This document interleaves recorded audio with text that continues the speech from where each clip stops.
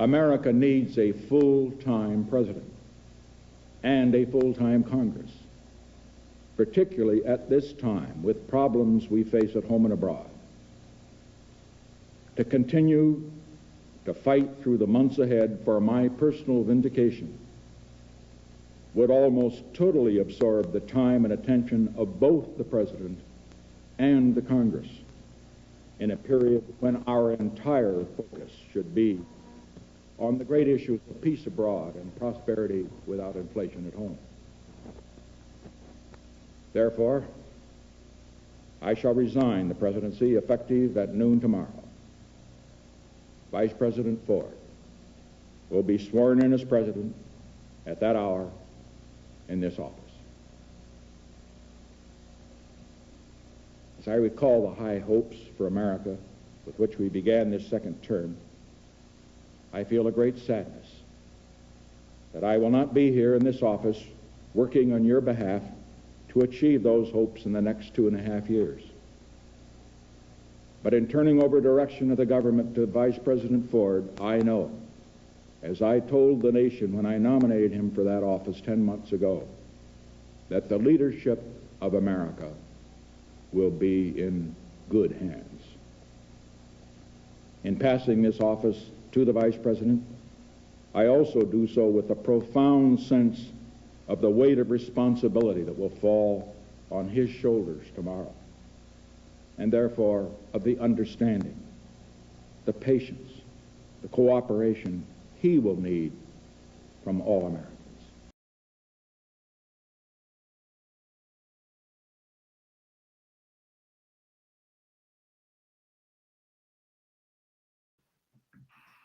On January 9th, 1913, a future president and politician was born in Yorba Linda, California. Richard Milhouse Nixon ran unsuccessfully for the presidency in 1960, losing by a very close margin to John F. Kennedy. Nixon became the 37th president of the United States in 1969 after serving as a U.S. Senator and U.S. Representative in California. He was in office as president from January 20th, 1969 to August 9th, 1974. When he was in office, a break-in occurred on the night of June 17th, 1972. 5 burglars entered the Democratic National Committee offices inside the Watergate office complex in Washington, D.C. Investigations soon revealed the Watergate burglars all had ties to the committee to re-elect the president. A White House spokesman discharged the event as a third-rate burglary attempt. In 1972, reporters were told by President Nixon, "No one in the White House staff, no one in this administration presently employed was involved in this very bizarre incident." The arrest of the Watergate burglars marked the beginning of a long chain in which President Nixon and his top aides became deeply involved in an extensive cover-up of the break-in and other White House-sanctioned illegal activities. Those activities had started in 1970 after the New York Times uncovered a secret bombing campaign against neutral Cambodia in Southeast Asia was being conducted as part of the American war attempt in Vietnam.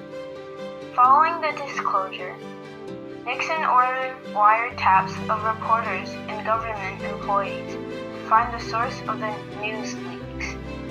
President Richard Nixon's role in the Watergate scandal was important. On June 17, 1972, a security guard called the Washington, D.C. police after finding tape covering locks on several doors. James McCord, Virgilio Gonzalez, Eugenio Martinez, Frank Sturgis, and Bernard Barker, who were the burglars, were caught, arrested, and charged with attempted burglary and attempting to bug government phone lines.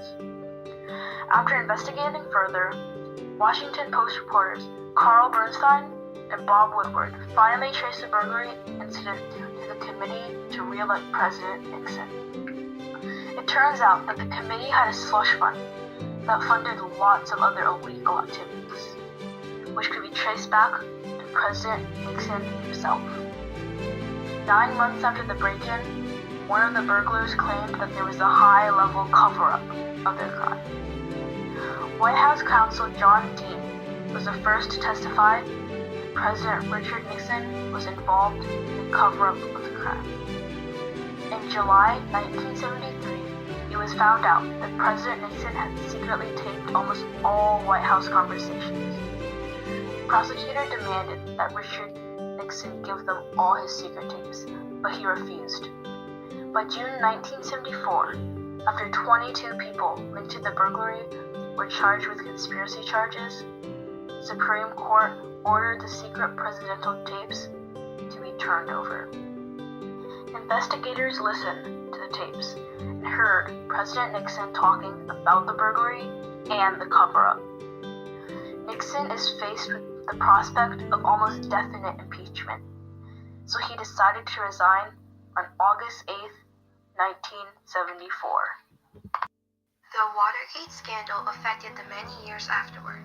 For example, words and sayings from the Watergate are part of the common language of America, from President Nixon's famous "I am not a crook" statement to President Ford's declaration that our national nightmare is over.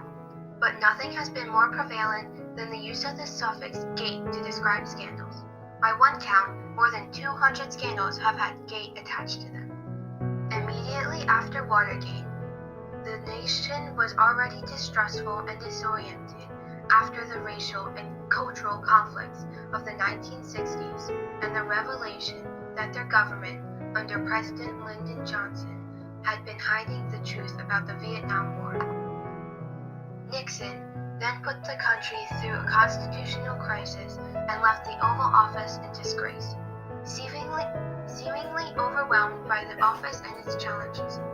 The presidents that followed, Gerald Ford and Jimmy Carter, found themselves unable to win re-election. The press focused its attention on unmasking whatever the president and presidential candidates might be hiding. Congress also became suspicious and wondered if it had surrendered too much power to what was supposed to be a co-equal branch of government.